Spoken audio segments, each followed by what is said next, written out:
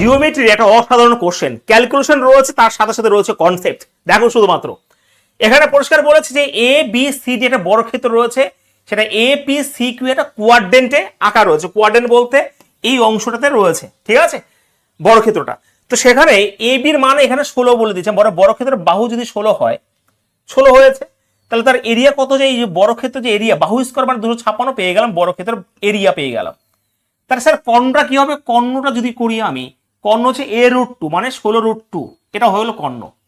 এবার বের করতে বলেছে যে আমার এই ছায়াযুক্ত অঞ্চলের কি আর ক্ষেত্রফল কত। ছায়াযুক্ত অঞ্চল মানে ওটা অ্যাকচুয়ালি একটা বৃত্ত ছিল, বৃত্তর 4/1 নেওয়া রয়েছে।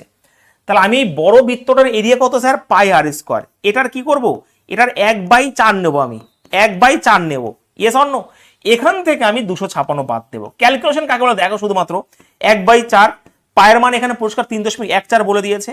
আর আর এর মান, আর মানে কি, এখানে বড় ক্ষেত্রের কর্ণ যেটা, সেটা হচ্ছে বৃত্তের রেডিয়াস। এখান থেকে আমি টেনেছি, তাহলে এটাই তো রেডিয়াস। তো এটার স্কোয়ার যখন করে দেবো 256 মানে 512, এখান থেকে আমি 256 মাইনাস করে দেবো, ব্যাস।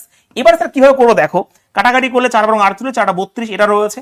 এইবার দেখো পয়েন্ট রয়েছে, তাই তো, তার মানে 4টা 32, লাস্টে 2 হবে, তারপর ধরো কোনো একটা নাম্বার রয়েছে, তারপর দশমিক হবে।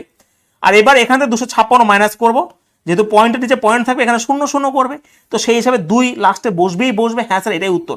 তুমি লাস্টে এটাই, তার মানে অপশন নাম্বার ডি হবে উত্তর। তুমি এখান থেকে করতে পারতে যে 128 যদি কমন নিয়ে নিই আমি, তার মানে এখানে 3.14 থাকবে, এবং এখান থেকে 2 যদি করে নিই মাইনাস, এটাও ক্যালকুলেশন করা যেতে পারে, কিন্তু সবথেকে বেস্ট ক্যালকুলেশন কিন্তু এটাই হবে, এরকম ভাবেই।